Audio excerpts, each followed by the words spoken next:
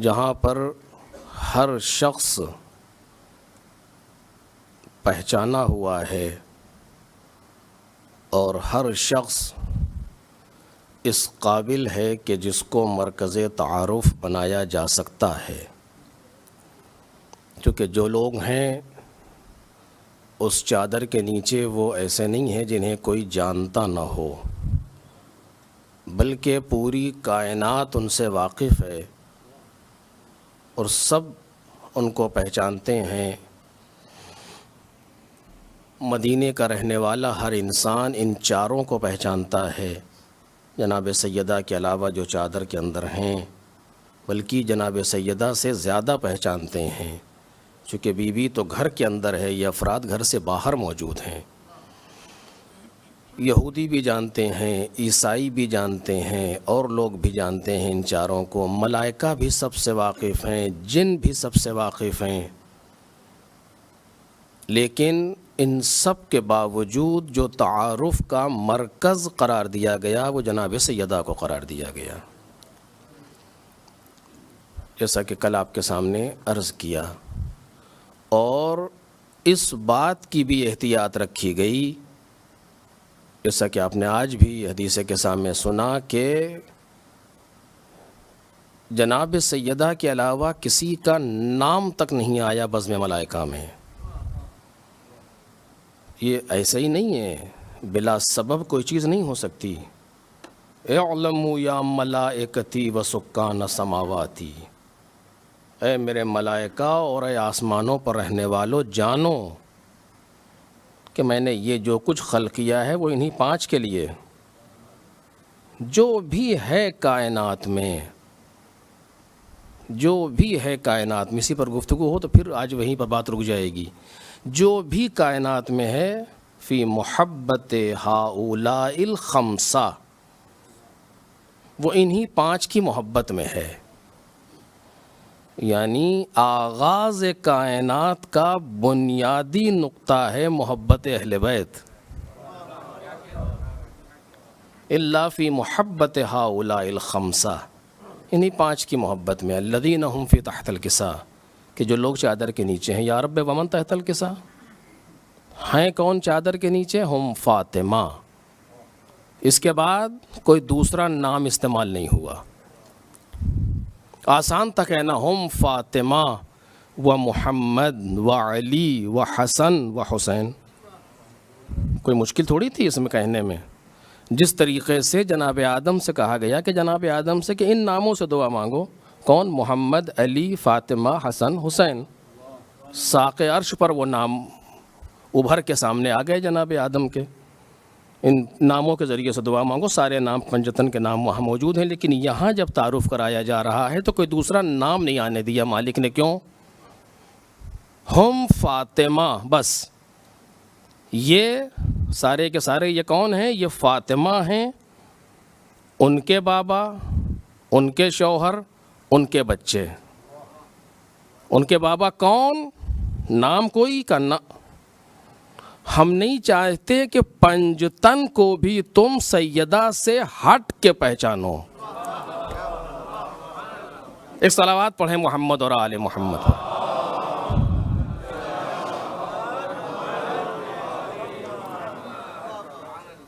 ممکن ہے کہ یہ جملہ میرے قد سے بڑا ہو کہ ہے، لیکن آیا تو اسی طریقے سے، ہم کیا کریں؟ ہم فاطمہ و ابوہا۔ اچھا، اگر رشتہ جناب سیدہ سے دیا بھی تھا تو بعد میں نام کہہ دیتا۔ و ابوہا محمد کا نام ایک رہے گا مرکز تعارف میں، ہم فاطمہ و ابوہا، بس پیغمبر کا اسم گرامی کرنا۔ و بعلہا، مولا کائنات کا نام کا نہیں۔ و بنوہا، بچوں کا نام کا نہیں، صرف ایک نام سامنے آئے گا، ہم فاطمہ۔